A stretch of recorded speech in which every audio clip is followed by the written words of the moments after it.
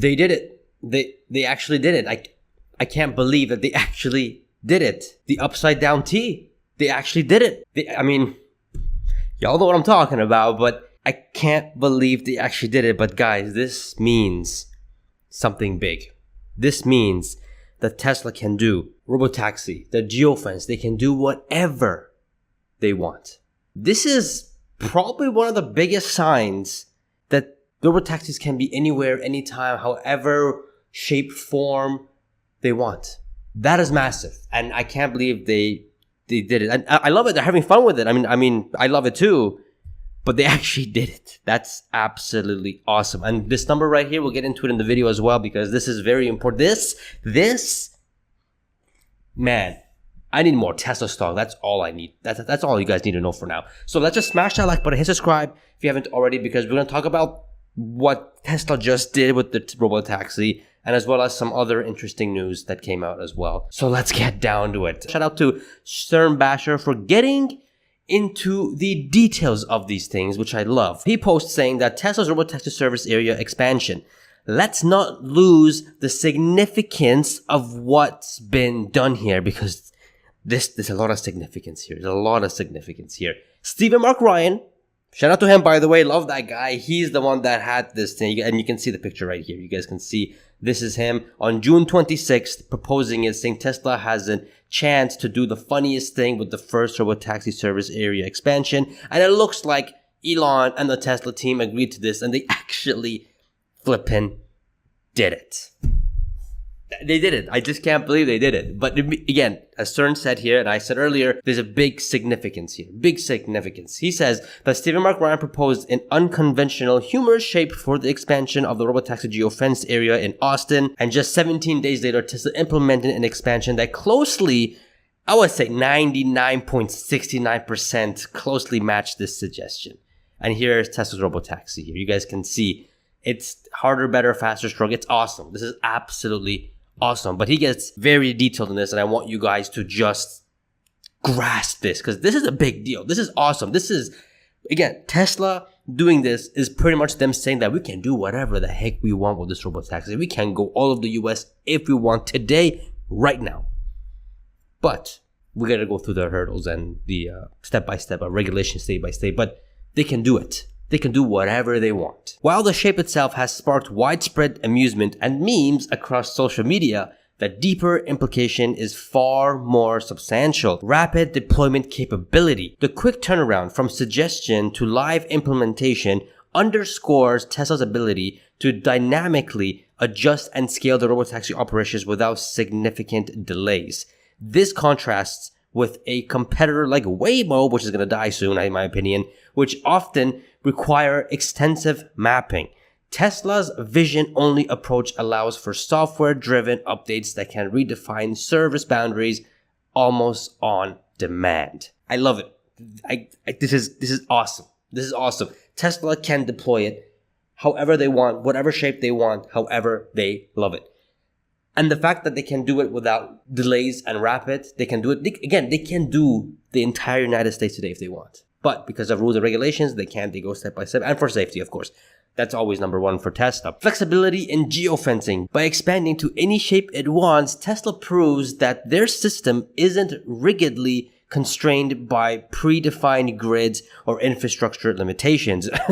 RIP LiDAR. This adaptability is key for navigating complex urban environments, integrating user feedback, and optimizing for demand hotspots. In Austin's case, the expansion roughly doubled the original service area from 20 square miles to 40 square miles, covering more residential and commercial zones while maintaining safety protocols. Pretty much saying that LiDAR, all these sensors, you just can't compete with Tesla's FSD, AI, neural nets, end-to-end network. You just can't. You just can't.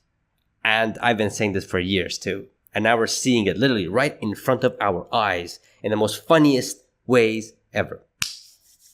I need more Tesla stock. That's all I got. I need more Teslas. That's all I need. Strategic and marketing wins. Beyond functionality, this move serves as viral marketing generating buzz and engagement on platforms like X. It aligns with Tesla's history of leveraging community input to foster loyalty among investors and enthusiasts. It also signals confidence in FSD's maturity, potentially accelerating regulatory approvals for broader rollouts, critical as Tesla aims to scale Robotaxi nationwide and globally.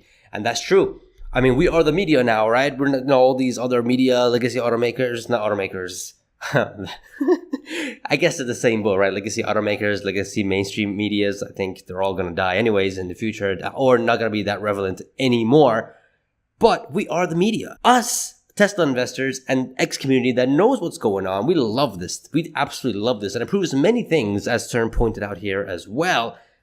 But the actual mainstream media, they are pretty upset about it. They're making like weird reports like, oh, it's one of the stocks to now short, or they're not that serious. You know, we have Fraud Lambert here saying that Tesla's penis-shaped robotaxi expansion illustrates how unserious the business is. The fact that it doubled overnight and has more, I'm going to say it now, has more areas covered than Waymo. You tell me that's not serious? And they did this within a month? That's insane. So he's butthurt. Many mainstream media are butthurt because they weren't even invited to test Robotaxi, which is hilarious. And talking about the Robotaxi, Elon Musk replies back to CERN saying that the price is now a princessly $6.90 as foretold in the prophecy. Before it was $4.20, now it's $6.90.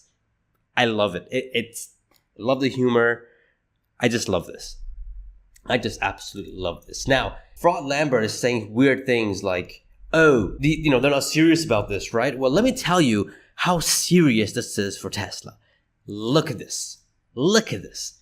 The blue is what Waymo operates in, and the red, obviously the upside down T, or the penis shaped is what everyone wants to say it. It could be something else too, but anyways, that has more range covered than what Waymo tried to cover in Austin for the past 5 to 10 years. And Tesla did this within a month. That's insane. Shout out to Robin here for posting this, saying that Tesla Robotaxi red versus Waymo Geofence in Austin, which that's blue. Much can be said about the shape, but the Robotaxi area is now 3.9 miles square or 10 kilometers miles square larger than Waymo's. Exactly what I have up here. The fact that Tesla is this much, has more area, more range to cover than Waymo. That is mad. This should be, you can't be skeptical with this thing anymore. That's all I'm trying to say. You can't be skeptical with this Robotaxi stuff anymore. When you see this, and they're having fun with it. They are having fun with it. And you want to sit there and say, Waymo is more ahead than Tesla. Yeah, okay. When you see things like this, and they're having fun with it, and the people calling this not serious, but they're covering more range than Waymo, and you're telling me you're still skeptical? Don't buy Tesla share because I want to buy as much as I can, man. I'm telling you, we don't have enough Tesla stock. That's insane. This is insane. I just can't believe they actually did it. That's what I'm trying to say. They actually went with this. But yes, shout out to Stephen Mark Ryan for proposing this as a joke.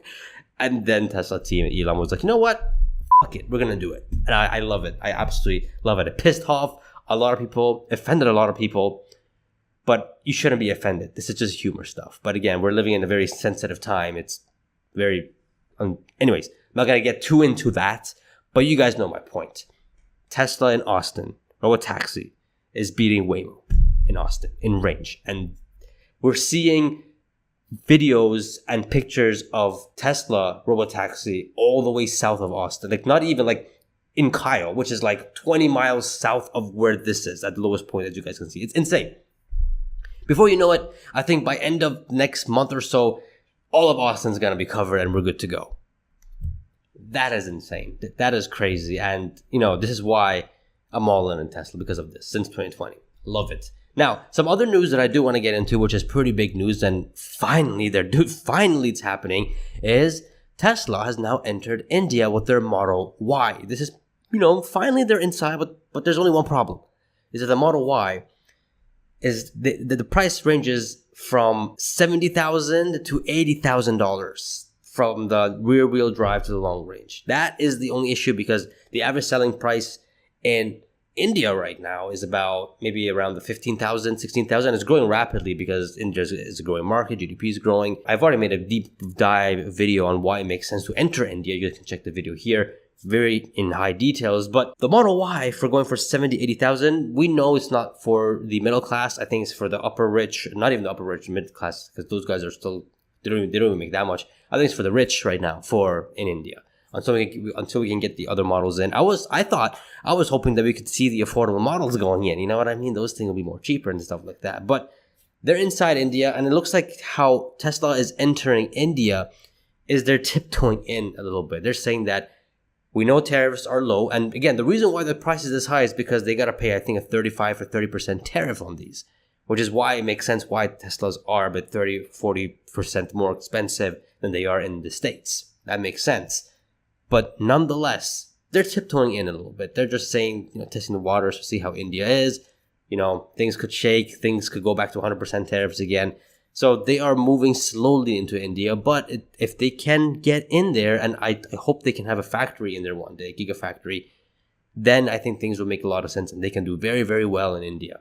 But Tesla India, post here all the specs that the Model Y has. You guys can read it on the screen. But I just can't wait to see some Model Ys or Teslas in India. That's going to be really flippin' awesome. Now, that was India. Talking about China, they just had a record week for the past 4 years. Week 28, almost 12,500 Teslas insured, which you guys can see. It's a record for that week. And if they continue this, I think for the next few weeks or so, maybe one more month, they can beat 2024 cumulative sales in 2025. So that's also good news as well. But the biggest news is the fact that the Robotaxi, the way it can scale, it can geofence, as CERN said, it can make any shape how it wants. But the biggest message that Tesla pretty much told us is that we can do whatever we want with this Robotaxi. We are not geofenced. We are not limited. We don't have anything pre-mapped or anything. We can do whatever we want in any shape we want as well. Sheesh. If that's not bullish, I don't know what is, man. That's all I gotta say. And here's the thing. Don't take it from me. Tom Lee's talking about Tesla being one of the most important stocks out there. Check this video right here. It's a sheesh moment. Subscribe, guys. Become a channel member. Exclusive videos are coming. And early videos, podcasts are coming as well. You won't be disappointed. I'll see you guys in the next video. See ya.